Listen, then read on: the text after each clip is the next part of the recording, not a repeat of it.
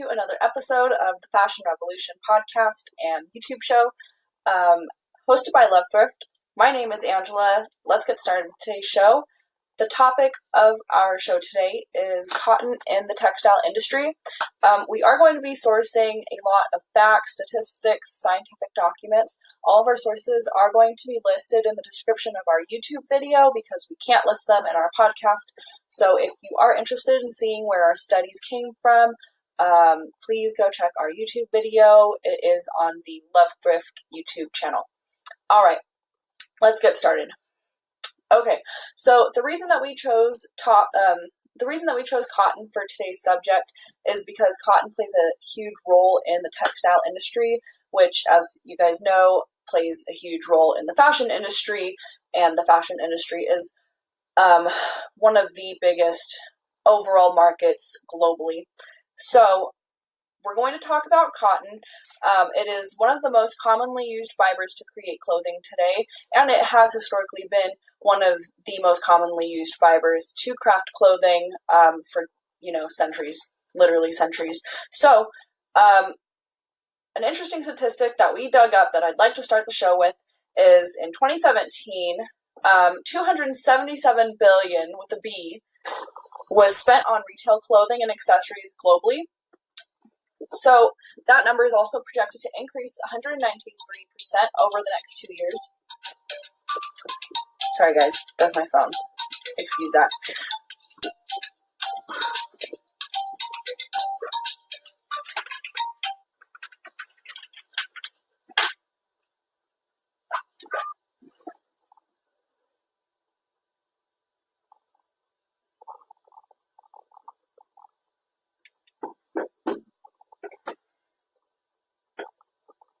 Okay.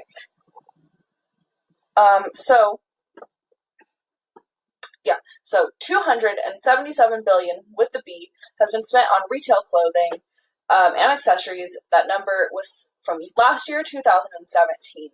So that number is projected to increase 193% over the next 2 decades, which means that the retail fashion and clothing market is growing dramatically, which also dramatically impacts the cotton industry. So in regards to how cotton plays a role in the textile industry, 60% of women's clothing and 75% of men's clothing actually is made with some percentage of cotton fibers. So that means whether it's 100% cotton or whether it's a cotton blend product, the majority of both men's and women's clothing is made from cotton fibers. Now, oftentimes you'll see that a cotton shirt is blended with maybe polyester or rayon, or sometimes maybe wool if it's like a sweater. That is also included in this measurement. So just keep that in mind. Now, the amount of cotton that's grown globally is enormous. The United States, India, and China are the main producers of raw cotton. There's 23 million tons, which is the equivalent of 50 billion with the B pounds of cotton produced annually globally in those 3 leading countries, as well as a few others that aren't as dominant in the market but do produce a significant amount of cotton. So like we said, 50 billion with the B pounds of cotton is produced globally every single year. That's not just for the textile industry. Keep in mind that's also for other industries. So like things like Band-Aids, like the little white stuff that you see on Band-Aids, that is cotton, or some sort of cotton blend. And so we're not including that in the following. We're just going to be talking about cotton in regards to fashion and the textile industry from here on out. Okay, so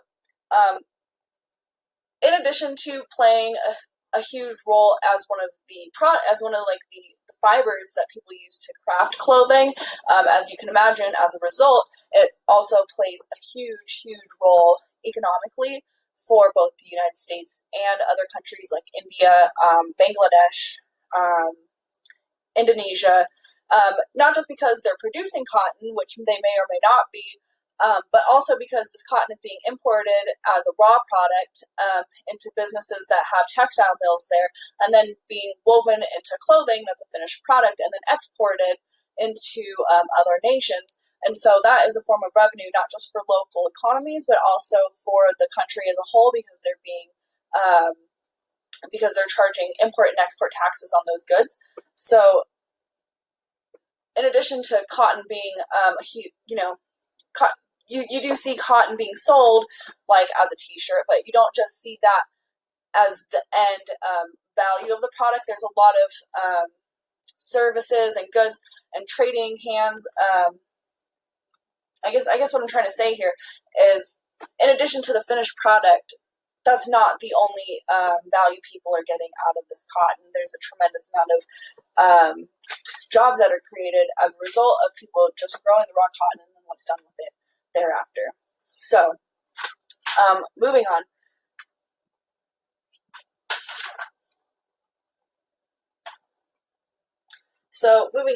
Cotton is an enormous resource. I'm trying to figure out what I did with my notes here, guys. I don't know what happened to my note. Anyway, I guess I'll just do it from memory. Okay, so pretty much, cotton is so cotton pretty much creates a huge amount of jobs. Like I said, it's not just creating a job for the person in the retail store who is putting that piece of clothing onto a rack. It's also creating jobs for people who are weaving that clothing from a raw textile into a finished product, people who are dyeing that fabric from the raw cotton into a yarn so that it can be created into a shirt. So in addition to just the production process, you also have, during the manufacturing process, you have these farmers who are being paid to grow this cotton at a high quality. You also have machinery operators who come in and mow that land, or, I'm not a farmer, but I'm assuming that either the farmer himself or some sort of contractor comes in and handles that. You also have shipping yards who are transporting the product from one place to another. So hundreds of thousands of jobs are created just from the production of cotton and how it's used from there on out. Now, one thing that I also really want to touch on is how important this product is for people in rural places, because in a lot of places that may not have as much development, like the United States or the United Kingdom, where there's a multitude of job opportunities, in rural areas like rural India and Bangladesh and Indonesia and China, a lot of these people have very limited job opportunities. And so really it comes down to farming, factory work, and a few other types of jobs. But the options are quite limited. Now, one particular picture that I'd like to paint for you guys that I feel is very well illustrated is in Bangladesh, where there is quite a lack of both job opportunity for younger women, but also I would say that the culture there still has limited views on I guess, I don't want to say the value, but maybe the utility, a woman's utility. I mean, I know that's maybe not the right word to use, and that might offend some people, but I mean, I'm sorry, I'm not here to be politically correct. I'm just here to report on this. And so, in Bangladesh, it is very common for women to be, or young girls to be married before they're 18. So, according to UNICEF, and we will link the statistic down there, 54% of young women in Bangladesh are married before the age of 54. 54% of young women in Bangladesh are married before the age of 18. Now, 22% are married before the age, or are married by the age of 15. So by age of 15, they've been married and they now have a husband. Now, needless to say, for those of you who are listening in the Western world or maybe Australia, you guys probably hear that and cringe, but over there it's very common. In India, it was common, I think, until not very long ago when they passed a law that said you had to be 18 in order to become married. Now, I think there's still some younger marriages that go on there, but it's not really, we don't have enough to report on that today. Anyway, so in Bangladesh, which is also consequently a place where a lot of textiles are manufactured into clothing, so the cotton is imported there, or the yarn is imported there, and then it's created and it's turned into, a clothing product for a brand. Bangladesh manufactures a lot of clothing, and one of the reasons that I want to touch on this, and we are going to be doing a full blog on this subject, a full blog and podcast and video on this subject later this week. One reason I want to talk about this subject is because it is very interesting that these young women have an opportunity with these textile factories, because a lot of the people who work in textile factories are women. So these young women have opportunities in textile factories, and they can go work there, and they can make a wage.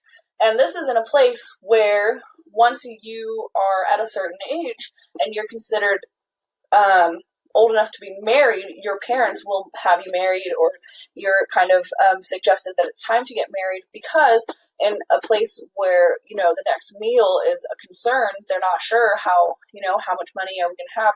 Are we going to be able to clothe everybody? Are we going to be able to feed everybody? This is real poverty. This is real struggles.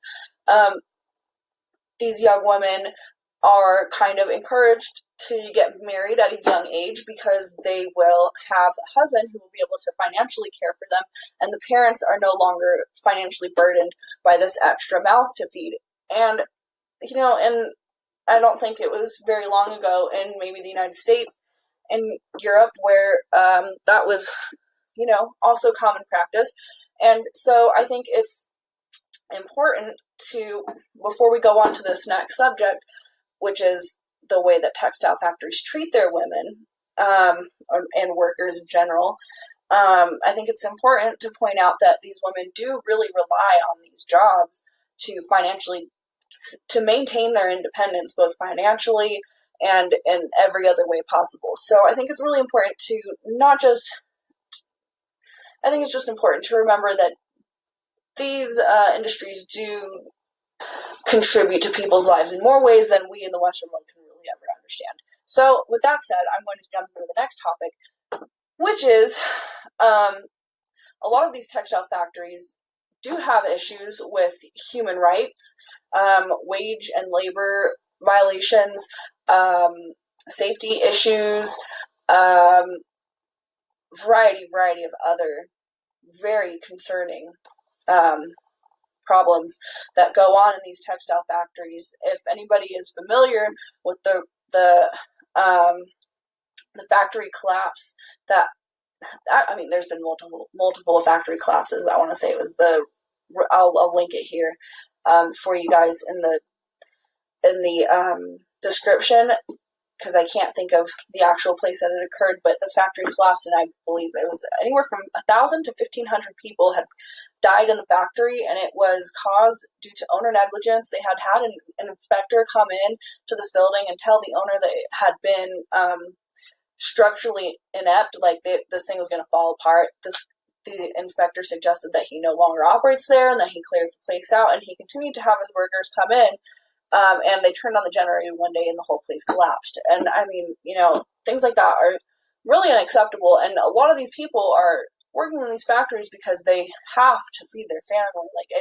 They don't have the choice between, I'm going to choose this safe place to work or that safe place to work. It's like, this is the only place that's available. Like, if I want a paycheck, I have to go to work. And so it's a very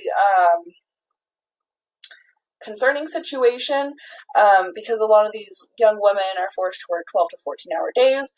A lot of them are in constant worry of being sexually assaulted at work.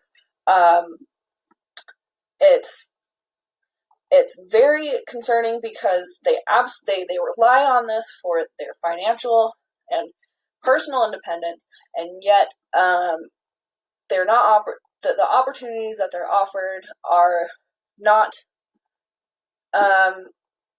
ethical 100%, are not 100% ethical, at least in what I would consider ethical. I think many of you would agree. Anyway, so that just wraps up the economics of the cotton industry very briefly. I don't want to leave that off with a stain on the cotton industry because there are a lot, like I said, there are a lot of very good jobs that come from the factories and the mills and the farms. I think that there are still, I think that there are just still a lot of rough edges that need to be rounded out. I think that there needs to be a better balance between capitalism and regulation. I think that we need better business owners, whether that means in foreign or better local investors who have more access to capital to do their thing. But I think that there needs to be more ethical operations in the whole industry. Now, that aside, I'm going to move on to the actual production of cotton, how it's produced, and where it's produced. Like I said, China, India, and the United States are the top top producers of the cotton fiber as a raw plant. China is the number one, and India is the number two farmer. The United States is the number three farmer, but we are also the largest exporter. We do not do very much manufacturing here in our country, and so a lot of this cotton fiber is exported to places like India and China, which have a lot of textile factories already operating on their shores, and so we just ship them the product and they manufacture it there for a number of reasons, which I won't get into today. So growing cotton. In China, cotton is grown at a tremendous scale. They have numbers and numbers of hectares, I hope I'm saying that right, dedicated just to cotton growth. The Chinese are very good at what they do. And if I was to just touch on, maybe one issue that there is in at least the Chinese grow market, that soil pollution is an issue due to chemicals over spraying of pesticides and herbicides, and what that's doing is leaching permanently into the ground, and it's causing volatility of the soil essentially. And we're starting to see that here in the U.S., maybe not at scale just yet, but we are also seeing something very similar, and I'll touch on that in just a minute. In India, which is the second largest producer, they also have quite a bit of land dedicated to farming. They actually produce a quarter of the total global raw cotton available each year. So they are quite a significant factor in the total amount, of cotton that's brought into the market every year. Now, that said, unlike China, there isn't as much, there's quite a bit of chemical spraying that goes on there. I don't think they have as bad of a soil pollution issue just yet. But I'm not sure why. I can't tell you guys why, but there have been reports of quite a few, not quite a few, like a huge, huge number of farmer suicides in India. In fact, let's see here, in 2015, there were 300,000 farmer suicides that year, in just 1 year. Now, I guess from what I've done, from what I've seen in my research, a combination of high debt ratios, low crop yields, and tremendous amounts of stress. This is a poverty-stricken nation. I'd imagine, something goes wrong, like your crops don't yield, and you have a bunch of debt payments coming up. I'd imagine that would set somebody over the edge if, you can't even get, food on the table for your family the next day. So, in India, there have been a tremendous amount of farmer suicides, and since the late 90s, India has reported the number of farmer suicides in an annual report. But since 2015, when the story started getting traction in the U.S. and the UK, like CNN and I think it was The Guardian picked up the story and ran it in 2015. And after that, they stopped reporting the numbers. So yeah, not really sure what's going on there, but I'd imagine if they stopped reporting the numbers, it probably isn't the best situation. So I feel at least a little bit that moving on from India and China and going towards over here towards the U.S., which is where this podcast is based. If you're listening overseas, hello. But so I feel that India, at least India and China, at least a little tiny bit, at least represent what could happen to the United States in a few years if we don't get our shit together. Because we do overspray for chemicals. We do have monoculture farming habits, at least a little bit here and there. And we do underestimate the long-term effect of these practices. Now, in the U.S., I can't say that we have these same issues exactly because we have a tremendous amount of versatility of opinion and idea here that I feel gives us an edge and gives us the opportunity to kind of identify issues before they become a huge, huge problem. But I do think that the United States is having an issue with some sort of chemical ground pollution because, and I say that because I'm going to give you guys some of these statistics here.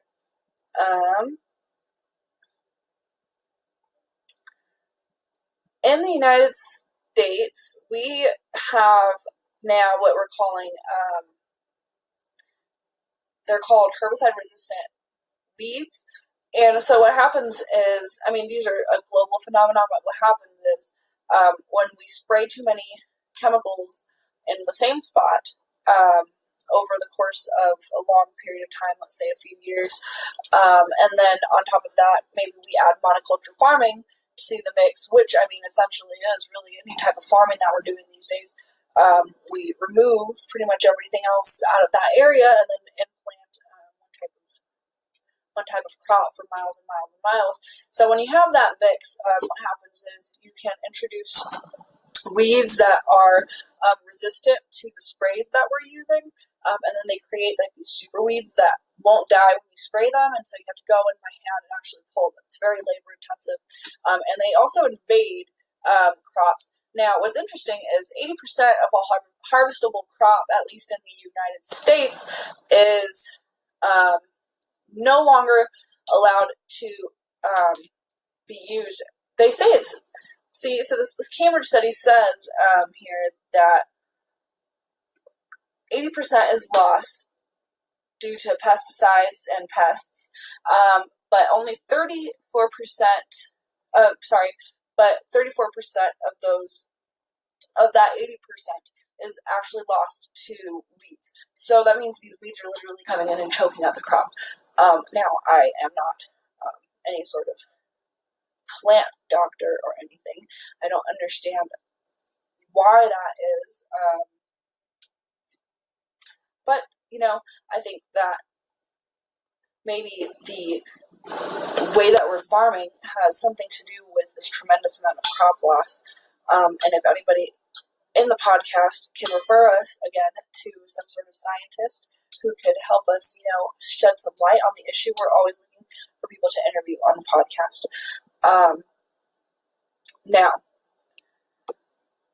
to wrap all this up, I think that cotton is an enormous economic driver. I think it plays a vital role in global economy, in global goods and service trade. I think that it is a key piece of the fashion and textile industry, and that there really is no way, at least that I can see, around using this fiber. It's been used for hundreds of years. I don't see it going anywhere anytime soon. Now, that said, there's always room for improvement. I think that, if we had maybe some people who were able to get into the cotton industry and could maybe suggest something that is a little bit more sustainable, maybe something like, what's the aquaponics? Maybe something like aquaponics I think that would be a good idea. But right now, what we have is an economy globally that really does depend on this fiber in more ways than one, not both the finished product and the raw product. And I think that at the moment is an interesting topic for discussion that will probably over time, I think the market will probably become more sustainable as more people enter the market with a green mindset.